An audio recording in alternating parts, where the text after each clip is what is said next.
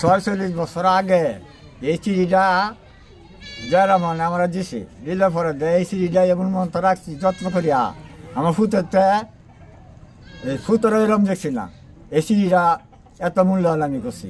কিশোরগঞ্জের হোসেনপুর উপজেলার বর্ষিকোড়া গ্রামের গিয়াসউদ্দিন দীর্ঘ ৪৬ বছর ধরে পরম যত্নে আগলে রেখেছেন প্রিয় নেতা শহীদ প্রেসিডেন্ট জিয়াউর রহমানের দিক নির্দেশনামূলক একটি চিঠি।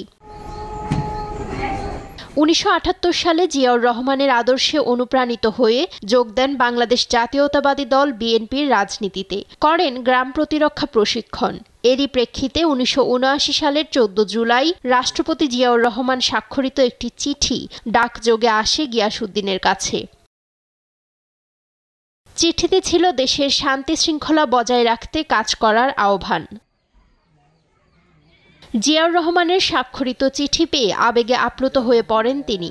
সেই থেকে সযত্নে রেখে দেন চিঠিটি। আমি একজন ক্ষুদ্র মানুষ, যার আমার রাষ্ট্রপতি আমার বাড়িতে একটা চিঠি ফেলেছে, এটা আমার আনন্দের ব্যাপার। যে লোকটা ৮-১০-১২ মাইল গেছে, আমরা লগে লগে গেছি, এরকম রাজা কোনো দেশে হইতো না। সরল লোক আছেন জিয়াউর রহমান। আর জিয়াউর রহমানের যে সরা দেশ চালাইছি, দেশটা খুব সুন্দরভাবে চলছে। সব জিনিসের ধরে আছেন কম।